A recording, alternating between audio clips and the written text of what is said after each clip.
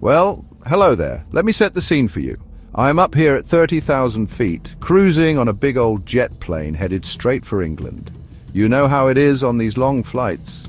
You got your little bag of peanuts, you got your headphones on, and you're trying to find a movie that ain't gonna put you to sleep. I was minding my own business, just settling in, when the young fella next to me struck up a conversation. He was a sharp kid, maybe in his early 20s, with that look in his eye. You know the look, that I'm ready to take on the world, but I ain't got the map yet, look. We started with the usual stuff. Where you from, where you headed, what you do. Simple, easy talk. He told me he had just graduated from college and was heading to Europe to find himself. Now, I've heard that one before. A whole lot of people go looking for themselves and come back with nothing but a suitcase full of dirty laundry and a bunch of pictures.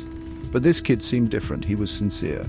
He had this hunger for wisdom, a real desire to understand how this whole life thing works. He was asking good questions, not just making small talk. He wanted to know what it takes to be successful, not just with money, but with life itself. And you know me, I can't resist a good conversation about life's big plays. So I leaned back, got comfortable, and decided to share a little something with him. It's funny how a simple plane ride can turn into a classroom in the sky. You're stuck next to a stranger for 8 hours, so you might as well make it count for something. I could see the wheels turning in his head. He was at that crossroads, that point where every decision feels like it could change everything forever. It's a scary place to be, but it's also the most exciting. It's where you build the foundation for the man you're going to become. You can build it on solid rock, or you can build it on sand. The choice is yours, but the consequences will follow you either way. I saw a younger version of myself in him, full of fire but needing a little direction, so I looked at him and said, "Young man, you want to know the secret to a good life? It ain't just about the hustle, it's about what you're hustling for." He leaned in, listening with his whole body. It's rare to see that kind of attention these days, with phones buzzing and a million distractions pulling us every which way, but he was locked in, ready to receive. And when you've got someone that open, you got to give them something real, something that'll stick with them long after the plane has landed and the peanuts are gone. I knew I had the perfect story to get this deep talk started, one that would make him laugh, but also make him think real hard. So I said, "Let me tell you a story about Winston Churchill."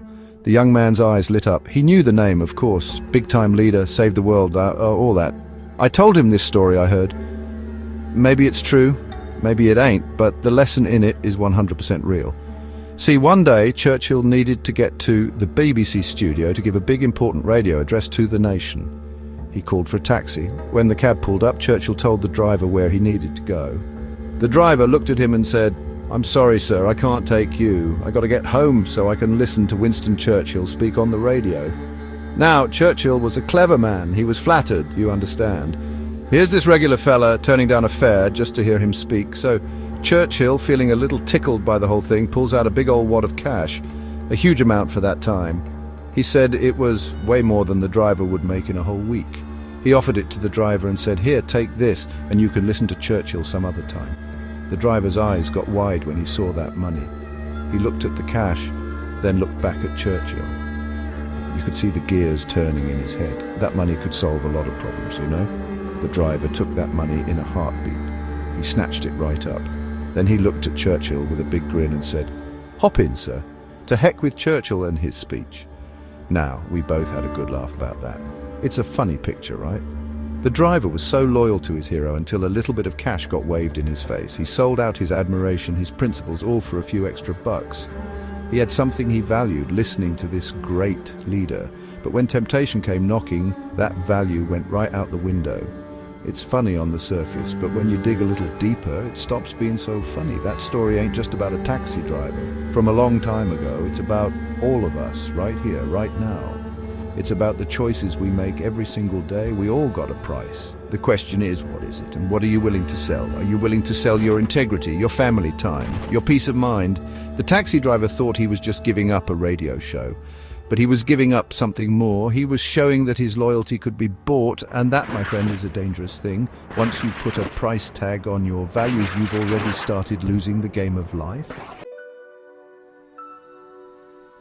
After the laughter died down, a silence settled between us. The story had hit its mark. I looked over at the young fella. and he was staring out the window, but I knew he wasn't looking at the clouds. He was looking at his own life.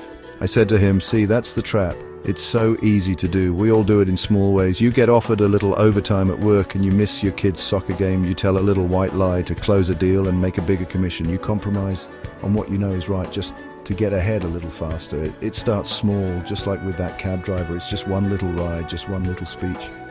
But those small choices add up. They become a habit. Before you know it, you're the person who always puts money first. You become the person whose word can't be trusted if the price is right. You wake up one day and you're surrounded by all this stuff, the nice car, the big house, the fancy clothes, but you feel empty inside. You've traded away the things that truly matter, the things that give life its real flavor, for a pile of paper that can't love you back. You've traded your principles for profit, and that is a fool's bargain every single time. It's a temporary win that leads to a permanent loss. I asked him straight up, "So what about you? What's the thing you have that is not for sale? What is your non-negotiable?" He didn't have an answer right away, and that's okay. Most people don't. We spend so much time figuring out how to make a living that we forget to figure out how to live. We build a career, but forget to build a character. I told him that the most important work he will ever do is deciding what his values are. What are the lines you will not cross? No matter how much money is on the other side. Is it your honesty, your loyalty to your family, your faith?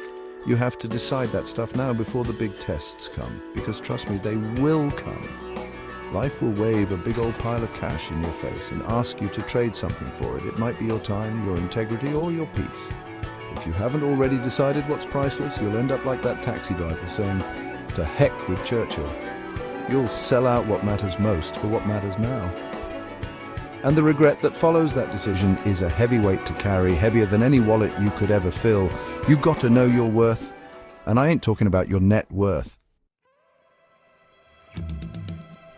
This conversation was getting deep now, way past the weather and the in-flight meal. This was soul-level stuff. I could tell the young man was wrestling with it.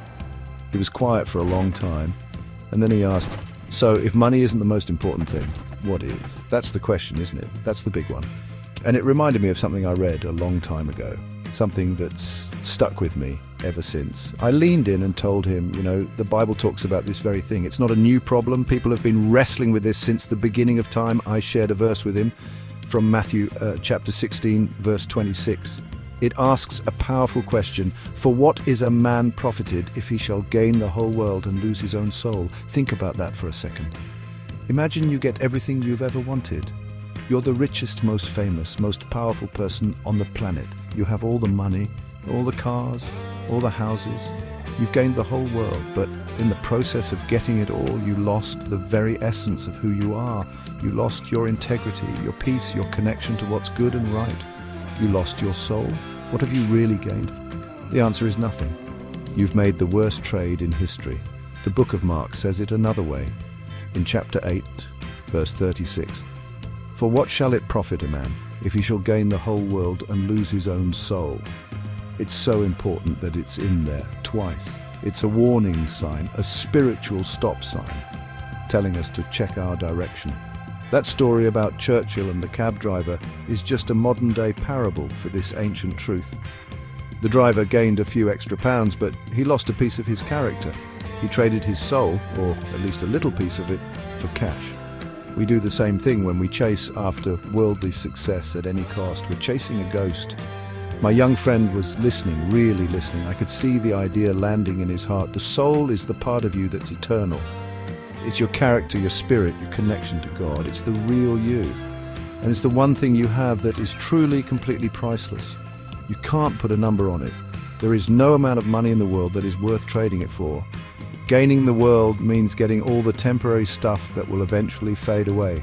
Losing your soul means losing the one thing that lasts forever. When you look at it that way, the choice becomes pretty clear, doesn't it? The plane hummed along, a steady drone in the background of our heavy conversation. The young man finally spoke, his voice a little softer now. "I feel like I've already made some of those trades," he admitted, "little ones. I've been so focused on getting ahead, on proving myself, that I haven't really thought about my soul." He looked at me and his eyes were asking for more than just advice. They were asking for a solution. What do you do when you realize you've been running in the wrong direction? How do you turn around? How do you get a fresh start? I told him that recognizing the problem is the first and most important step. A lot of people go their whole lives chasing the wind and never even realize it. So he was already ahead of the game. I explained that finding your way back isn't complicated. It doesn't require a fancy degree or a complicated formula. It starts with a simple, honest conversation. Not with me, but with God. It's about admitting you can't do it on your own and that you need help. It's about being willing to hand over the driver's seat of your life to someone who actually has the map. I shared with him a simple prayer that has changed millions of lives. It's not about magic words. It's about the posture of your heart. It's a prayer of surrender. It goes something like this. Dear God, I know I'm a sinner, and I know I've been trying to run my own life. I've been chasing the wrong things. I ask you to forgive me. I believe that your Son, Jesus, died for my sins and rose from the dead. I want to turn away from my old life and invite Jesus to come into my heart and be the Lord of my life. I want to trade my emptiness for your peace. I put my trust in you. Amen. I told him he didn't have to say it out loud. He didn't have to do it for me. It was just an invitation. An invitation for him to have his own private deep talk, not at 30,000 feet, but in the quiet of his own heart. A chance to reset his internal compass and start building his life on that solid rock we talked about. A chance to make sure his soul was no longer for sale at any price. For a long moment we just sat there, in silence. The only sound was the gentle roar of the engines carrying us through the dark sky. And in that quiet, I could feel that something important was happening. A seed had been planted.